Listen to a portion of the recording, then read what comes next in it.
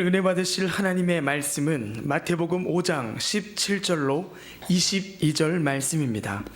다 같이 합독하시겠습니다. 내가 율법이나 선지자를 폐하러 온 줄로 생각하지 말라.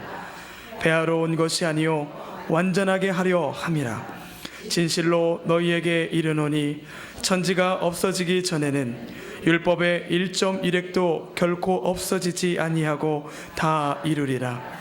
그러므로 누구든지 이 계명 중에 지극히 작은 것 하나라도 버리고 또 그같이 사람을 가르치는 자는 천국에서 지극히 작다 일컬음을 받을 것이요 누구든지 이를 행하며 가르치는 자는 천국에서 크다 일컬음을 받으리라. 내가 너희에게 이르노니 너희가 서기관과 바리새인보다 더 낫지 못하면 결코 천국에 들어가지 못하리라. 옛 사람에게 말한 바 살인하지 말라. 누구든지 살인하면 심판을 받게 되리라 하였다는 것을 너희가 들었으나 나는 너희에게 이르노니 형제에게 노하는 자마다 심판을 받게 되고 형제를 대하여 나가라 하는 자는 공회에 잡혀가게 되고 미련한 놈이라 하는 자는 지옥불에 들어가게 되리라. 아멘. 마태복음 17절 마태복음 5장 17절에서 22절 말씀을 가지고 천국 백성의 율법이란 제목으로 한번 말씀을 나누겠습니다. 지난 시간에 특별히 마태복음 5장부터 7장까지의 주된 내용은 이제 천국 백성, 즉 하늘의 통치와 다스림을 받는 하나님 백성들의 헌법에 대한 이야기다. 사실 우리는 우리 안에 왕이신 그리스도를 우리 안에 모시고 있습니다. 그래서 우리는 그분의 통치와 다스림 안에 있습니다. 그래서 하나님의 천국 백성들은 합당한 생명을 가진 자이기 때문에 그 생명의 어떤 기본적인 본성이 있죠. 생명의 본성에 여러 가지 모습이 나타나는데 바로 그 특징들이 우리가 9가지에 대한 말씀, 바로 심령이 우리 영 안에서 가난한 자가 천국 백성의 본성이다. 이런 자들은 항상 이 세상을 볼 때마다 애통한 마음이 있어요. 애통한 마음. 애통해야 이 학생들도요, 내가 좀 공부를 좀 부족하구나, 내가 공부를 좀 잘해야 되는 이런 애통함이 있어야 성장하고 또 공부도 잘할 수 있습니다. 모든 일에 진짜 내가 이 분야에 내가 부족한데 약한데 그러면 애통하고 애통하면 간절한 바람과 기대를 갖게 되고 하나님의 도우심이 함께 할 줄 믿습니다. 그리고 우리가 온유한 마음을 가져야 되고 의에 줄이고 굶주린 의한 마음, 긍휼히 여기고 하나님을 순수하게 추구하는 마음, 화평케 한다. 이런 얘기도 있었고, 그 다음에 우리 의 때문에 바로 박해를 받고 또 주 예수의 복음 때문에 바로 핍박받는 자들은 상이 있다. 이렇게 그런 이야기가 쭉 기록되어 있는데 이제 오늘은 이제 천국에 대한 어떤 율법에 대한 보충에 대한 설명이 쭉 기록되어 있습니다. 일단은 하늘 백성들, 천국 백성들은 이 세상에 살기 때문에 이 세상에 영향력을 끼치는 자들이 돼야 됩니다. 믿으시면 아멘. 그래서 하나님께서 이 타락했다는 뜻은요, 어둡고 부패하다는 뜻이 포함되어 있어요. 세상이 타락했다, 사람이 타락했다, 그 뜻은 뭐예요? 그 사람이 어두움 가운데 있고 썩어가고 있다, 부패하다는 거예요. 정치가 부패하고 사람들의 모든 관계, 정치뿐만 아니라 이 세상 사회 구조 자체가 부패합니다. 많은 사람들은 기대를 하죠. 이 세상이 좋아질 거라고. 절대로 좋아질 수가 없어요. 너무 적나라하게 말해서 그렇지. 왜? 우리 안에 타락한 사람들은 죄성이 있는 한 절대로 좋아질 수 있지 않아요. 그래도 우리는 새 생명이라도 갖고 있기 때문에 예수 믿는 사람들은 믿으시면 아멘. 육체의 죄성을 이 새 생명이 이길 수 있는 그런 은혜가 있어요. 그래서 이 정치하는 사람들은 그래도 예수 믿는 사람을 뽑아야 되는 거예요. 그들도 역시 부패하고 죄를 짓죠. 우리같이 연약하니까. 그러나 그래도 죄를 져도 그 안에 생명이 있기 때문에 어떠한 두려움과 염려와 그런 모습을 갖고 있다는 거예요. 그러나 세상 사람들은요, 죄를 져도요 느낌이 없어요. 그래서 우리는 어찌하든지 대통령이나 유정자들 이런 분들은 예수를 진짜 믿는 사람이 돼야 된다. 사실 예수 믿는 사람도 돼봤지만 별 볼 일 없었지만 어찌하든지 그래도 예수 믿는 사람을 우리는 뽑아야 돼. 옛날에 조영희 목사님께서 그런 얘기를 하시더라고. 들었을까 여러분들 권사님들은. 그래도 예수 믿는 국회의원을 뽑아야 된다. 유정자를 뽑아야 된다. 왜냐하면 그래도 예수를 믿으니까 양심이 조금이라도 살아있기 때문에 예수 안 믿으면 몇백억씩 갖고 간다는 거야. 그러면 예수 믿는 사람 뭘 정부에서 뭘 갖고 와도 그렇게 많이 못 갖고 간대. 그러면서 그래서 예수 믿는 사람은 뽑아야 된다. 그렇게 얘기를 아주 적나라하게 하시던데 사실 맞죠. 왜 우리에게는 타락한 죄성이 있기 때문에 어쩌든지 예수 믿는 사람은 이 세상에 대해서 영향력을 끼쳐야 된다. 이 세상의 타락은 뭐라 그랬어요? 어둡다는 거예요. 그리고 뭐요? 부패하다. 그렇기 때문에 우리 주님께서 우리에게 뭐라고 말씀하냐? 이제 너희는 이렇게 말씀합니다. 우리가 5장 13절에 보니까 읽어보니까 너희는 세상의 소금이니 이렇게 얘기해요. 너희는 세상의 소금이고 너희는 세상의 빛이다. 그러니까 너희라는 것은 복수입니다. 복수. 그러니까 개인이 그런 모습을 나타내는 것보다 이 너희는 뭐예요? 사실 우리 구원받은 하나님의 아들의 생명을 가진 자들을 말해요. 그건 교회를 말하죠. 교회가 영향력을 끼쳐야 된다. 한국이 어려워진 이유가 한국 교회가 영향력을 끼치지 못하니까 한국이 어려워지는 거예요. 뭐 믿지 않는 사람들은 원래 그러니까 그런 거지만 그래도 교회가 버티고 있어야 되는데 교회가 무너지니까 결국 한국 사회나 세계가 점점 좀 어려워지지 않는가. 그래서 너희는이라는 것은 개인이 아니라 바로 단체를 의미하는 교회를 말합니다. 바로 우리 모두를 말하는 줄 믿습니다. 그러면서 너희는 세상의 소금이다 이렇게 말씀합니다. 그러니까 이 세상이 썩어가고 부패하니까 이것을 잘 좋은 세상이 될 수. 원래 하나님이 땅을 창조했죠. 땅을. 근데 결국 사람이 타락함으로 말하면 이 땅이 세상이 되면서 하나님이 없는 것을, 하나님이 없는 땅을 세상이라 그래요. 원래는 하나님이 있는 땅을 만드신 줄 믿습니다. 그래서 나는 여기에 보면 사실 너희는 땅의 소금이니 원래 이렇게 써. 원어에는 그렇게 써 있어요. 여기에서는 그래요. 뭐 세상의 빛이다. 세상 써 있는데 여기는 원어에는 땅의 이 땅을 보존하려면 뭐가 있어야 돼요? 부패로부터 부존하려면 소금이 있어야 돼요. 더 이상 이 절이는 기능이 있어야 더 이상 썩지 않기 때문에. 그래서 우리 교회가 그런 기능을 감당해야 될 줄 믿습니다. 그래서 우리는 이 썩어가는 부패한 이 세상에 대해서 항상 소금의 기능을 다해야 되는데 소금의 기능은 뭐예요? 썩지 않고 절이는 그런 기능이 있죠. 여기 보니까 이게 소금이 만일 그 맛을 잃으면 무엇으로 짜게 하리요? 후에는 아무 쓸데없이 다만 밖에 버리죠. 사람에게 밟힐 뿐이다. 그래서 이제 구원받은 우리는 내가 세상의 소금이구나. 내가 세상에 부패하고 썩는 그러한 모습에서 내가 어떻게 그것을 땅을 언제 보존시켜야 돼. 더 이상 썩지 않도록 항상 그런 기능을 감당했다는 그런 마음을 가져야 될 줄 믿습니다. 창조하신 그대로 회복되면 얼마나 좋겠습니까? 결국 그렇게 될 가능성이 많습니다. 근데 결국 우리가 땅에 소금이 만일 그 맛을 잃으면, 소금이 그 짠 기능의 그 맛을 잃으면, 그러니까 이 사람들이 구원받은 우리 하나님 백성들이 세상 사람과 분별이 없어요. 똑같아. 세상 사람과 예수 믿는 사람과 차이가 별로 없어. 똑같아. 사실 우리의 신앙생활은 내가 거룩하니 너희도 거룩하라. 이 거룩이라는 뜻은 분별된 거예요. 우리는 세상 사람과 구별된 모습은 있어야 돼. 무엇인가 달라야 돼. 근데 그런 것이 없고 그냥 그 기능을, 믿는 자들의 그 기능, 순수한 거룩함이 사라지니까 결국 어떻게 돼요? 아무 쓸데가 없어진다. 그래서 결국 밖에 버려져 사람의 발표뿐이다. 그러니까 뭐 밖에 던져진다는 뜻은 다른 것이 아니야. 하나님의 여기서 천국 얘기가 나오니까 천국의 상을 받지 못한다는 거예요. 천국의 보상을 갖지 못하고 결국 사람한테 무시당하고 버려짐을 당할 수밖에 없다. 이렇게 말씀하는 줄 믿습니다. 하나님, 내가 소금의 기능을 감당할 수 있도록 영적인 분별력을 꼭 갖게 도와 주시옵소서. 무엇인가 믿지 않는 사람과 다른 모습을 우리 안에 있게 도와 주시옵소서. 특별히 나는 여러분들 알다시피 롯의 부인이 있었는데 그가 결국 소돔과 고모라가 멸망할 때 우리 천사가 이제 하나님의 심판이 그곳에 임한다. 그러니까 그 소돔과 고모라 땅을 떠나라. 대신 뒤를 바라보지 말라.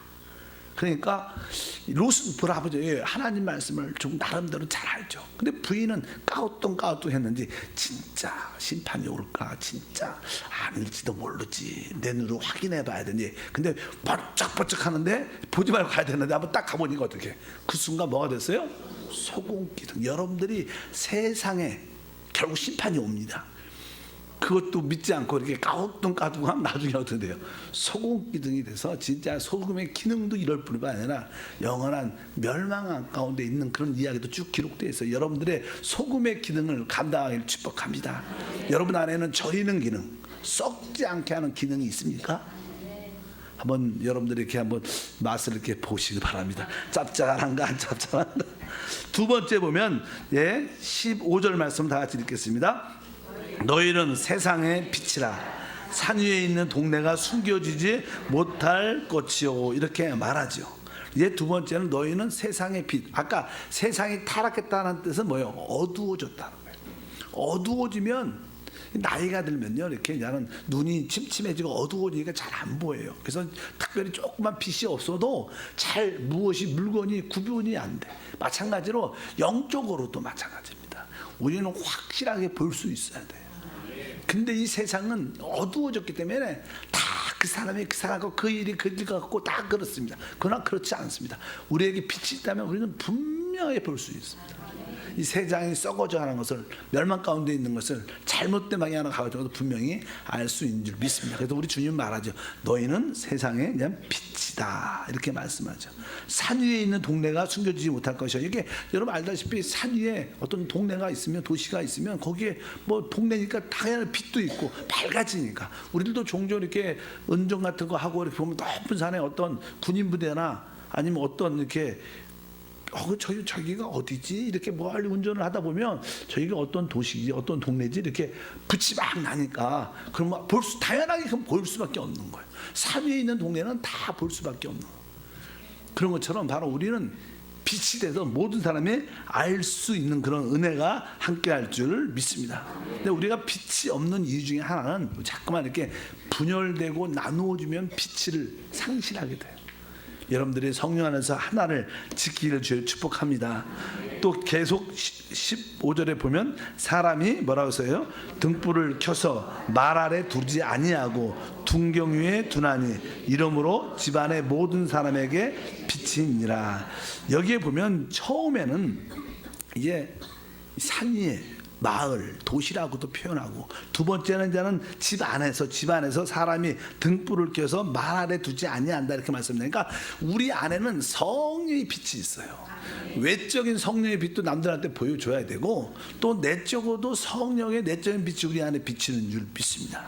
특별히 여기가 사람이 등불을 켜서 말 아래 두지 아니하고, 여기서 말이라는 것은요, 옛날에는 말이 좀 이렇게 속된 말은 아니죠. 대박이라고 있어요. 쌀 같은 걸 이렇게 팔 때는 이렇게 네모네하고 이렇게 한 대, 두 대 이렇게 옛날은 그렇게 해갖고 했는데, 여기서 이제는 말이라는 것은 이렇게 어떤 곡식을 담아두는 그릇이에요. 그러니까 어떤 등불을 켜서 거기를 이게 큰 이렇게 말 그릇에다가 곡식 담는 그릇에다가 이렇게 덮어놓으면 그 빛이 흘러나가지 않지 않습니까? 그렇게 하지 않는다는 거예요.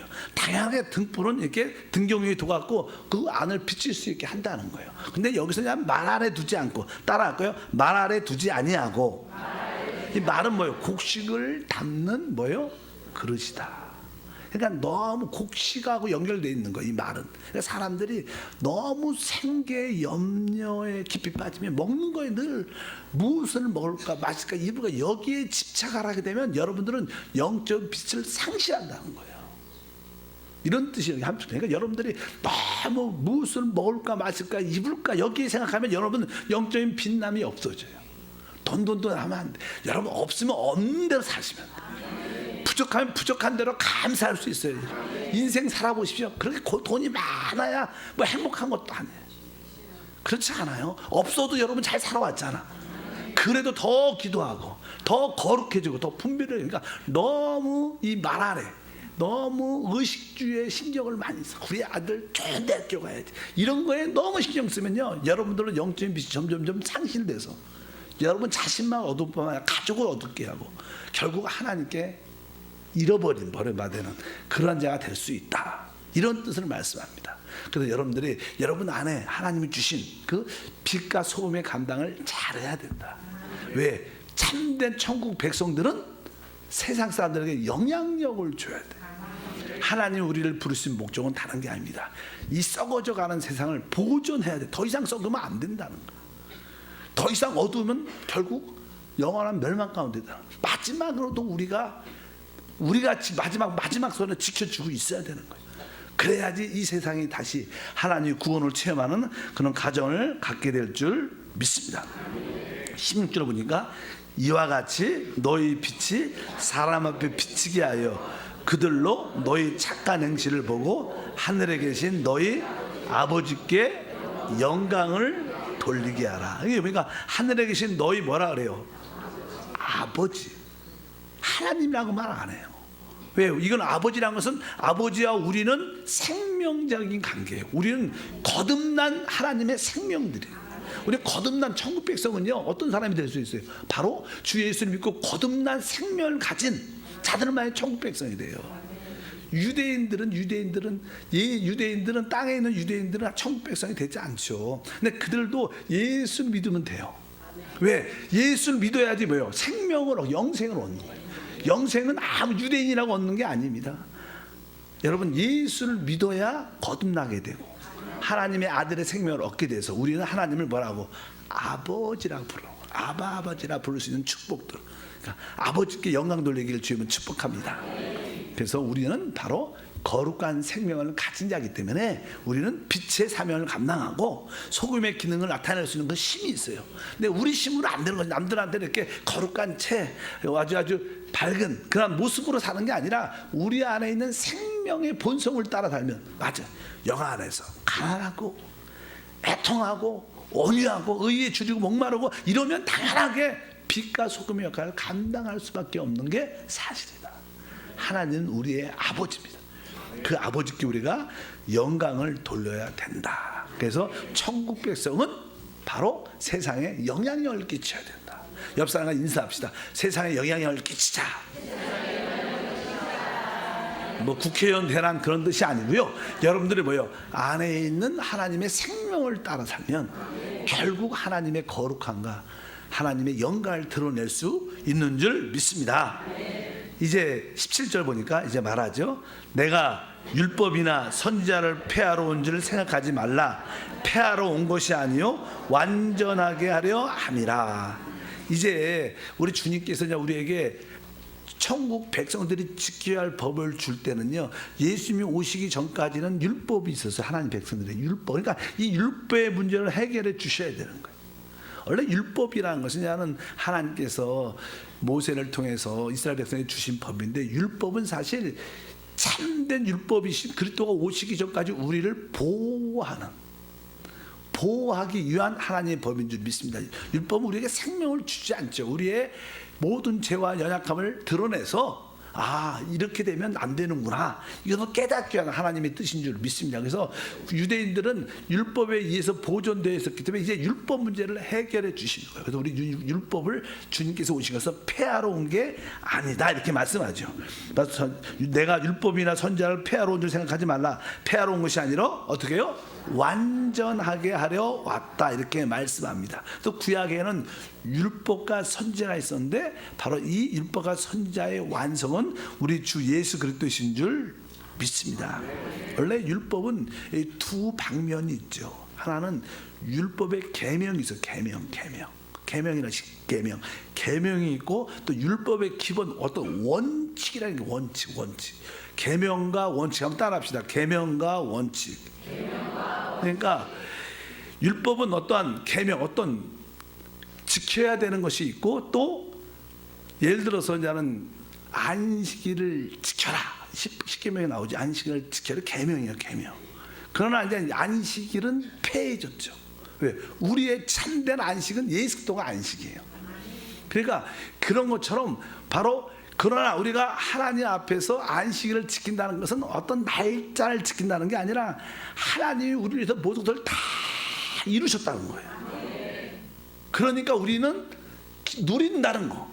그러니까 하나님이 다 이루심을 믿고 누리는 게 안식이에요. 날짜 지키는 게 안식이 아니라는 거예요. 그래서 주님이 뭐예요? 수가 무거운 일 다 내게로 오라는 거예요.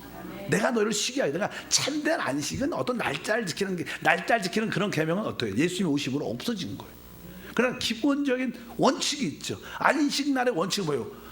바로 우리에게 누림을 주시려고, 쉼을 주시려고 안식을 주셨어요. 바로 그래서 참된 안식을 지킨다는 것은 여러분들 하나님께 나와서 하나님 우리를 위해서 다 나를 위해서 모든 걸 다 이루셨고 나는 오직 믿음으로 그것을 누리는 것이다. 이것을 진짜 여러분이 이런 생활을 할 때 여러분들은 진짜 안식을 지키는 거예요. 그 누림이 오직 그리스도 안에만 있는 줄 믿습니다. 그래서 율법의 계명이 있고 율법의 원칙이 있는데 이 모든 것이 그리스도로 말미암아 온전케 된 줄 믿습니다.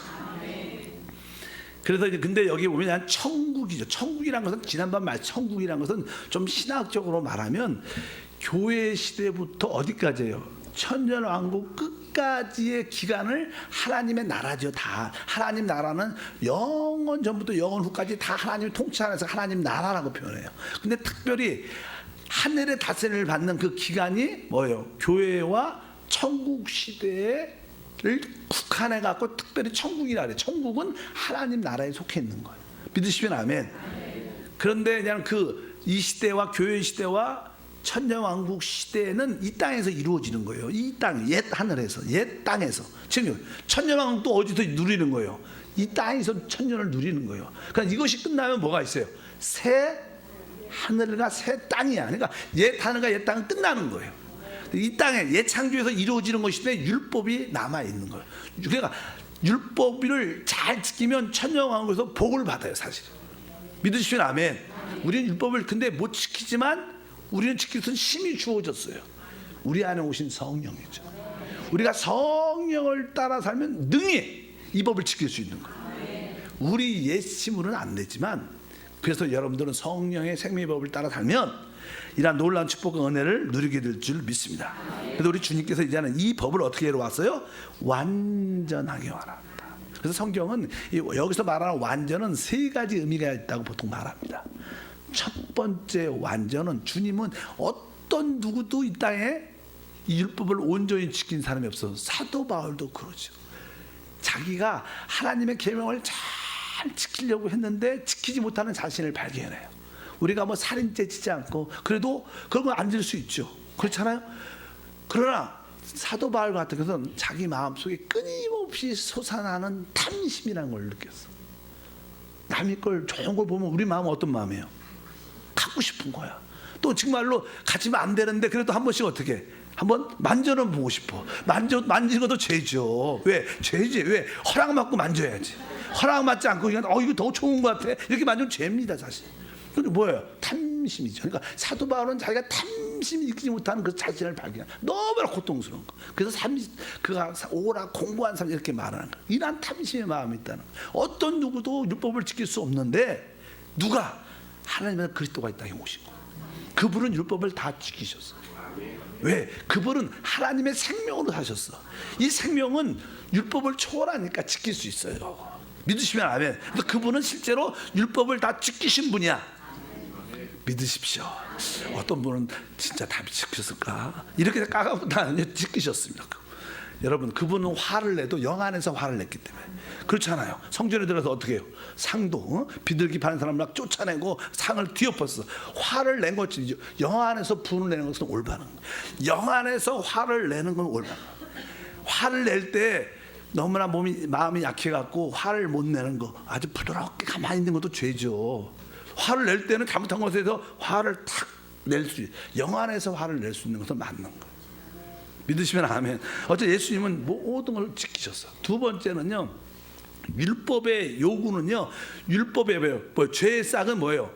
사망. 그러니까 율법을 요구의 결과는 율법을 지키지 못한 사람 다 심판받 죽는 거예요. 모든 인류는 다 율법이 우리에게 이스라엘 백성들을 요구하죠. 죽음을. 결국 우리에게도 죽음을 요구합니다. 그래서 주님이어도 사람을 대신해서 그 율법의 요구, 죽음을 십자가에서 죽으신 거예요. 그 율법의 요구를 이루신 거죠. 왜? 십자가에서 죽으신 거예요. 그래서 그분은 율법을 이루신 거예요. 그래서 그분은 율법을 지키셨기도 하고 또 모든 사람이 지킬 수 없는 법을 대신해서 그분 율법의 요구인 죽음을 그분 십자가에서 받아들인 거예요. 그래서 율법을 이루신 줄 믿습니다. 그리고 한 가지는 율법은 사실 아주 온전하지, 구약의 율법은 온전하지 못해요. 구약의 율법은 살인하지 말라 이렇게 말을 하면 항상 구약의 율법은 행위로 따져요. 행위, 결과로. 그러나 신약의 율법은 동기로 따져요. 동기로. 그러니까 여러분 구약의 율법은 온전하지 않은 거예요. 조금 이렇게 수준이 레벨이 낮은 법이에요. 사실은. 세상에서 높을지 모르지만 영적이나 천국 백성한테 수준이 낮은 법이에요. 왜? 또 결과로만 따지니까 항상 결과로. 그래서 결국 이 부족함을 주님이 어떻게 보충을 하죠. 보충. 뭐래요? 그 보충하는 오늘 그래서 뒤에 나오는 얘기들은 다 율법에 대한 부족함을 보충하는 새 율법을 우리에게 주고 새 율법. 이제 천국 백성은 율법이 없어지는 게 아니라 새 율법을 더해 주시는 거예요. 그러니까 천국 백성의 새 율법은 되게 세죠. 믿으시면 아멘. 그래서 주님께서 내가 이렇게 말해서 내가 이르노니 이제는 옛 율법이 이렇지만 내가 다시 말한다. 그러면서 그런 말씀이 계속 기록되어 있는데 5장 18절에 보니까 이렇게 써 있죠. 진실로 너에게 이르노니 다시 한번 내가 말한다는 거예요. 옛 율법은 이렇게 말. 그다음에서 5장 28절도 나는 너에게 이른다. 다시 읽어볼까요? 나는 너에게 이르노니 음욕을 품고 여자를 보는 자마다 마음에 이미 간음하였다. 뭐 동기를 모든 걸 동기를 다져. 그 다음에 34절도 나는 너에게 이르노니 도무지 맹세하지 마. 다시 그 법을 보충해서 훨씬 뛰어난 새 율법을 우리에게 주시는 거예요. 그럼 우리는 부담을 가질 것 같지만 사실 그 부담을 이길 수 있는 성령도 주시는 거예요. 그러니까 훨씬 뛰어난 법인 줄 믿습니다. 그래서 39절도 보니까 나는 너에게 이르노니 악한 자를 대적하지 말라. 그 다음에 나는 너에게 이르노니 너희 원수를 사랑하며. 원래 율법은 옛날 뭐예요? 심은 대로 눈으로 갚아주고 세게도 써놨어요. 그렇게 갚아. 그런데 여기는 뭐예요? 뭐라고 써있어요? 악한 자를 대적하지 말고 원수를 사랑하라는 거예요. 이게 율법의 부족함을 다시 한번 채워주는 말씀이 그러면서 율법을 완전케 주님이 만들어 주시죠. 그리고 나는 그렇게 완전하게 되는 설명을 쭉 합니다. 그래서 몇 가지가 있는데 그 완전케 율법을 보충하는 첫 번째가 이제 살인에 대한 말을 해요. 우리 십계명 쭉 보면 그냥 계명은 살인하지 말라. 거기에 대해서 말하죠. 5장 18절 읽겠습니다. 5장 18절 먼저 이 뜻을 읽어보겠습니다. 진실로 너에게 이르노니 천지는 없어지기 전에 율법의 1.1획도 결코 없어지지 아니하고 다 이루리라. 이 말씀은 이제는 기록된 하나님 말씀은 완전히 이루어진다 이런 뜻도 기록되어 있어요. 이런 의미를 보통 일반적으로 생각을 많이 하는데 여기 보면 진실로 너에게 이르노니 천지가 없어지기 전에 천지가 없어지기 전에. 그러니까 천지는 뭐예요? 이 땅이 그냥 새하늘 지금 처음에 우리가 만든 옛 땅과 옛 땅이 없어지기 전까지는 어떤 다른 뜻을 말하면 이 율법은 다 지키게 될 수밖에 없다는 그런 뜻을 갖고 있어요. 결국 우리 주님이 다 지키게 될 수 있게 만들어 주신다는 뜻을 함축하고 있는 줄 믿습니다. 그러면서 이제 천국에서 계명에 대한 설명을 쭉 하는데 19절도 한번 읽어보겠습니다. 19절 그러므로 누구든지 이 계명 중에 지극히 작은 것 하나라도 버리고 또 그같이 사람을 가르친 자는 천국에서 지극히 작다 일컬음을 받을 것이며. 이제 앞으로 주님이 그 계명을 십계명을 율법의 구약의 계명을 보충합니다. 보충하는데 앞으로 내가 말하는 이 세 계명을 어떻게 해야 된다는 거예요?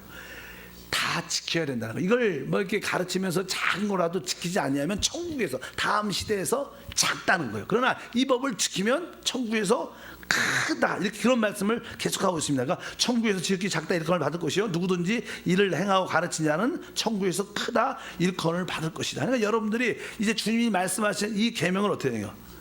지켜야 된다는 거예요. 그래야지 뭐가 천국에서 큰 상급받는 왕노릇한 축복을 가질 수 있다는 거예요. 그렇지 않고 구원받은 천국 백성들이 이것을 강무시해 버리면 진짜 천국에서는 작은 자가 될 수밖에 없다. 이렇게 얘기하면서 그 말씀을 합니다. 그러니까 천국에서 내가 큰 자가 되느냐 작은 자가 되느냐 이건 뭐예요? 주님이 주시는 계명을 잘 지키느냐에 달려있다는 거예요. 그러면서 우리 주님께서 이제는 의에 대한 말씀을 하죠. 왜 이런 법을 지킨다는 것은 의롭게 산다는 그런 뜻을 갖고 있죠. 그래서 20절 다 같이 읽겠습니다. 시작. 내가 너에게 이르노니 너희의 의가 서기관과 바리새인보다 더 낫지 못하면 결코 천국에 들어가지 못하니라. 며칠 전에 어떤 집사님이 오셔서 이 천국에 대한 이야기를 좀 했어요. 그러니까 우리 집사님이 그냥 기도를 받으시면서 목사님 나 시험이 들었어요. 웃으면서 그래서 왜요? 그러니까 목사님이 금요 예배 때 예수 믿으면 천국 간다 이런 말씀이 천국 간지 않나. 천국은 가는 게 아니라 천국은 이 땅에 오는 거라고 이렇게 말씀하셔서 자기는 천국 가려고 생각을 많이 하고 있었는데 웃으시면서 그렇게 얘기해서 천국 그래서 예수 믿으면 근데 사실 예수 믿으면 천국 간다는 말은 안 써 있다. 안 써 있어 성경에. 천국 가려면 어떻게 해야 돼요? 오늘도 뭐 어떻게 가요? 너희 의가 어떻게 해요? 서기관과 바리새인보다 훨씬 뛰어나야 되니까 천국은 의가 있어야 되는 의. 어떤 의? 그러니까 예수를 믿는 의가 있어야 돼. 그래서 그냥 구원의 의지요. 그러나 천국은 하나의 보상입니다. 보상. 그래서 사실 천국이라는 것은 하나의 큰 상급의 개념이기 때문에 여기 보니까 의가 서기관과 바리새인보다 더 뛰어나야 된다. 그래서 항상 우리에게 어떠한 행위, 거룩한 행위를 요구하죠. 근데 우리가 거룩한 행위라는 것은 사실 내 안에 있는 하나님의 성령, 생명을 따라 사는 게 거룩한 의예요. 진짜. 믿으시면 아멘. 의라는 것은 뭐예요? 우리 예수 믿고 난 의는 내 안에 생명을 따라 살 때 의예요. 내가 한 것은 의가 될 수가 없어요. 내가 한 것은 아무리 착한 일이고 선한 일이어도 그것은 하나님 볼 때는 다 육에서 나온 거예요. 육으로 난 건 육이다. 성령으로 난 것만 영이에요. 그러니까 여러분들이 아무리 좋은 인격을 가져도 예수 믿고 아무리 좋은 인격을 갖고 봉사라고 해도 그것은 하나님한테 별로 상관이 없어요. 예수를 믿어도 뭐요? 내 안에는 생명을 따라 봉사해야 돼. 구제를 해도 그 생명을 따라 감동 기름을 따라 구제를 하고 설거지를 해도 기뻐서 생명을 따라 설거지를 해야지. 그게 하나님한테 의가 되는 거다. 그런 의가 있기를 축복합니다. 그래서 여러분들이 그 하나님의 생명을 따라 사는 것이 큰 축복이에요. 왜냐하면 일반적인 사람들은요 우리 안에 내재한 것들을 잘 몰라요. 그러니까 대부분 다 내 열심으로 하나님을 섬겨요. 나중에 우리 주님이 내가 너를 도무지 모른다 그래. 그때는 지금 얼마나 억울하겠어. 열심히 했는데 그럴 수 있어요. 그래서 분명히 알아야 돼. 내가 모든 것을 할 때 내 안에 계신 그리스도를 통해서 그분과 함께 그분에 의해서 그렇게 봉사를 축복합니다. 그럴 때 참된 의를 갖게 될 것이다. 그래서 여기서 말하는 의는 옛 율법을 지키는 의가 아닙니다. 바로 우리 안에 생명의 법을 따라 사는 의를 말씀합니다. 그러면서 이제 주님이 새 율법을 하나씩 보충합니다. 첫 번째 21절부터 시작. 옛사람에게 말한 바 살인하지 말라. 누구든지 살인하면 심판을 받게 되리라 하였다는 것을 너희가 들었으나 나는 너희에게 이르노니 형제에게 노하는 자마다 심판을 받게 되고 형제에 대하여 나가하는 자는 공회에 잡혀가게 되고 미련한 놈이라고 하는 자는 지옥불에 들어가게 되리라. 옛 율법은 살인하지 말라. 그러면 심판받죠. 죽죠. 그런데 내가 너에게 이른다. 그러면서 율법을 보충합니다. 그러면서 뭐라 그래요? 형제에게 노하는 자마다 화를 내는 자마다 심판을 받게 되고 여기 그냥 라가라 하는 자는 뭐 라가라는 것은요 다른 뜻이 아니라 아주 업신여기는 거예요. 업신여기는 거. 아유 저 바보같이 왜 그런지 모르겠어요. 예를 들어서 이런 뜻이죠. 우리 말 하잖아. 우리도 속으로 많이 하죠. 속으로 많이 종종 어떤 사람이 일리 같으면 크게 들리지는 않겠지만 그냥 화가 나면 그냥 소리도 듣기도 하고 그러니까 그냥 남들을 이렇게 뭐라 그럴까 이렇게 무시하는 투로. 그 다음에 뒤에 보니까 뭐라 했어요? 또 세 번째는 미련한 놈. 여기서 미련한 놈은 이거는 이렇게 정죄한다는 뜻이죠. 원래는 정확하게 정죄, 판단하는 거예요. 쟤는 틀렸어. 저는 죄인이야. 정죄. 그러니까 우리가 여기 세 가지의 모습이 나와. 세 가지 뭐 우리가 그냥 어떤 사람들의 관계에서 이렇게 기분이 나빴어. 대화를 하다가 기분이 나쁘다 그러면 이게 편안간에 승질을 하자. 승질을 안 해요. 그러면 승질하면 버럭 화를 내야 안 내요. 저도 잘 내요. 버럭 화를 딱 내지만 그 화가 그렇게 의도가 나쁜 의도가 많지 않아요. 그냥 성질이 급해서 화를 내는 거지. 급하게 갖고 성질 내는 것과 또 조금은 단계 높은 것은 의도적으로 저 사람에 대해서 이렇게 안 좋게 욕 비슷하게 하는 거 의도적으로 갖고, 하나는 아예 죽이려고 말하는 거예요. 저놈은 아주 싹을 잘라버려야 돼. 저놈은 저런 놈 뭐 이렇게 말하는 뚜가 있죠. 그러니까 강도가 달라요. 강도가. 화를 내는 것은 우리가 막 성질이 급해갖고 좀 기분이 나빠서 순간적으로 화를 내는. 근데 그런 것도 주님이 원치 않다는 거예요. 믿으시면 아멘. 그 다음에 좀 의도적으로 이렇게 말을 무시하는 거. 또 하나는 아예 정죄하는 거야. 쟤는 아예 나쁜. 이렇게 차이가 좀 있죠. 그런데 다 이 세 가지 다 살인이라고 성경이 말합니다. 남들에 대해서 그런 말을 하면 안 된다는 거예요. 믿으시면 아멘. 근데 우리가 어떻게 화를 안 내겠어요? 다 화를 낼 수밖에 없고 또 회개하고 돌이킬 수밖에 없는데, 그러나 우리가 화를 낼 수도 있고, 그러나 좀 더 화를 넘어서 의도적으로 화를 내든가 아니면 아주 목적을 가지고 사람을 죽이려고 작정하는 그런 태도들도 다 뭐예요? 실제로 밖에 행위를 하지 않고 죽이진 않아도 다 뭐예요? 살인, 영적인 살인이라는. 이렇게 주님은 우리에게 마음의 동기를 다룬 동기. 마음의 동기, 의도를 가지고 남들을 판단하고 정죄하고 미련하다, 바보 같다, 이렇게 얘기하는 것은 다 의도가 있는 거 안에. 이런 것들은 다 영적인 살인이라고 주님께서 말씀하는 줄 믿습니다. 여기에는 우리 모두는 다 죄성이 있기 때문에 다 똑같은 거예요. 어떤 누구도 이 화를 이기지 못합니다. 여러분 지렁이도 밟으면 뭐예요? 꿈틀한다. 아무리 부드러운 사람도 옆에서 계속 긁으면 나중에 어떻게 해요? 승질납니다. 다 내요. 사람은 다 그런 성질을 가지고 있어요. 그래서 그냥 가정에서도 마찬가지예요. 가정에서도요. 아무리 좋은 부부도요. 여러분도 그냥 아내 입장에서도 남편을 듣게 못하고 무서워서는 못했지만 그냥 속으로 얼마나 많이 이렇게 정죄했어. 아이고 바보같이 왜 저래? 그냥 이렇게도 많이 하고, 또 남편들도 출근하면서 아이고 진짜 내가 이걸 이렇게 하면서 막 많이 했어요, 안 했어요? 이건 어떤 누구도 예외가 없어요. 우리는 안 그래서 그런 건 다 같이 한다. 사실 다 어떤 누구도 여기에 다 걸리게 돼 있어요. 근데 우리 주님이냐는 말씀을 하죠. 우리 자신을 보면 실망하죠. 또 화를 냈어. 또 참지 못했어. 근데 자꾸만 신앙이라고 해서 내 자신을 보면 실망해요. 근데 우리 안에 뭐가 있어요? 예수의 생명이 있는 거예요. 우리 안에 내주의 그리스도가 있어요. 그러니까 자꾸만 그 화내는 모습보다 그래도 내 안에 예수의 생명이 있다. 부활의 생명이 있다. 내 이 주님을 기뻐한다. 자꾸만 그분께 돌이켜야 돼. 화를 낼 망정 그래서 그분께 자꾸만 가야 돼. 그럼 언젠가 그 화내는 게 점점점 사라져요, 진짜. 그러니까 어느 때는 화가 안 나. 옛날에는 그런 환경이 되고 그런 분위기가 되면 꼭 화를 내고 성질을 냈는데, 점점점 계속 영 안에 계신 주님을 늘 바라보면 어느 순간에 똑같은 환경이 딱 됐는데 진짜 화가 잘 안 나. 왜 그러지? 그리고 느낌이 별로 없어. 이렇게 다 이렇게 여러분 중에 많은 분들은 이거 체험할 거예요. 옛날에 3년 전만 해도 성질이 막 나는데 요즘은 똑같은 일을 봐도 성질이 별로 안 나. 누가 실수하고 나한테 조금 안 좋은 얘기해도 별로 그렇게 진짜 화가 안 나. 왜? 우리 안에 있는 그 생명으로 말미암아 율법을 지키는 이기는 힘이 생긴다. 어쩐지 여러분들이 여러분 자신을 바라보면 실망하지만 우리 영 안에 계신 그리스도를 바라보면 우리는 소망이 있고 기쁨이 충만한 줄 믿습니다. 오늘 말씀에 주님께서 말씀하죠. 이 세 가지에 대해서도 우리가 순간적으로 화를 내는 것, 조금 의도를 가지고 욕하는 것, 아니면 아주 저 사람을 해하려고 나쁜 마음을 품는 이러한 것들은 다 살인이다. 우리는 다 이런 모습을 가지고 있습니다. 그래서 여기 보니까 세 가지 심판을 말하죠. 심판하고 보니까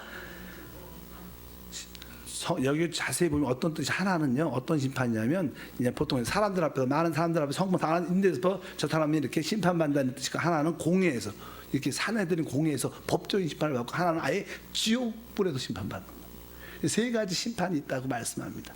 근데 중요한 것은 그냥 구약적인 유대인들한테 하는 말씀이고 우리한테 하는 제자에게 하는 말씀이지만, 여기에 살인을, 영적인 살인을 이기는 법이 있어요. 이 법을 제가 설명을 쭉 하죠. 우리 주님이 답도 주셔야 되니까. 이제 23절부터 기록된 23절까지 4절까지 읽어보면 그러므로 예물을 제단에 드리려다가 거기서 내 형제에게 원망 많은 드리니 생각나거든 예물을 제단 앞에 두고 먼저 가서 형제와 화목하고 그 위에 와서 예물을 드리라 이렇게 말씀합니다. 그러니까 신약 시대에서는 하나님과 우리의 합당한 교제가 필요합니다. 항상 양심에 남들한테 화를 내고 비판하고 정죄한 것에 대해서 꺼리낌, 양심에 꺼리낌 있으면 하나님과 교제가 안 된다는 거예요. 여러분 기도 가운데 또 찬양 가운데 누구에게 내가 화를 냈었지, 미안하지, 잘못했었지 생각이 다 나면 찬양하다가 스톱하고 기도하다가 스톱하고 예배드리다가 스톱하고 가라는 거야. 그래서 미안하다, 용서한다. 이것이 뭐예요? 회개라 그래. 회개. 그러니까 여러분들은 다른 사람과의 관계를 풀어야 된다. 양심의 꺼리낌 느끼는 것은 다 풀어. 양심의 느낌이 없으면 안 풀어도 되지만 양심의 꺼리낌이 있으면 다 그것이 중요하다는 거예요. 우리의 신앙은 우리 양심 안에서 성령이 역사하시기 때문에 여러분 양심에 다른 사람과 관계가 편치 않은 사람이 있으면 다 어떻게 요 말씀이니까 제단 두고 가서 형제와 화목해야 된다는 거예요. 이 화목이 돼야 하나님과도 화목되고 영적인 살인에서 용서가 된다. 여러분들이 남들한테 화내고 양심에 꺼리낌이 있는데 그냥 강 무시하고 양심 무시하고 그냥 몰라 그냥 걔한테 안 해. 나는 그 사람은 풀지 않을 거야. 이것은 다음 시대 확실하게 어떡하? 심판받아. 이 말이야, 이 말씀이야. 그러니까 원수배 좀 큰일 납니다. 용서 안 하는 것도 큰일 나는 거야. 그래도 성경 계속 용서하라는 거야. 용서. 하루에 7번씩 70번씩이라도 하는 거야. 여기서 용서하고 다음에 심판 안 받는 게 낫지. 그러니까 우리 안에 꺼리낌이 있으면 다 풀어야 된다는 거야. 쉽지 않겠지만 하셔야 돼요. 성령을 따라하면 할 줄 믿습니다. 그래서 그 말씀입니다. 예물을 제단에 드다가 먼저 가서 형제와 어떻게 해요? 화목하고 그 위에 와서 예물을 드리라. 25절 26절에 더 정확하게 설명을 해주죠. 너를 고발하는 자와 함께 있을 때 급히 사하라. 그 고발한 자가 너를 재판장에 내어주고 재판관이 옥리에게 내어주 옥에 가둘까 염려하라. 진실로 내게 이르노니 내가 한 푼이라도 남김없이 다 갚기 전에는 결코 거기서 나오지 못하리라. 여기 몇 가지냐는 재판관은 결국 우리 예수 그리스도시죠. 결국 우리는 주님 앞에 다 심판대 앞에 다 쓰게 될 겁니다. 그때 이런 처리가 안 된 것은 결국 다 계산될 거라는 거예요. 내가 말하지만 영세 새하늘과 새 땅과 새 예루살렘에는 문제가 없어요.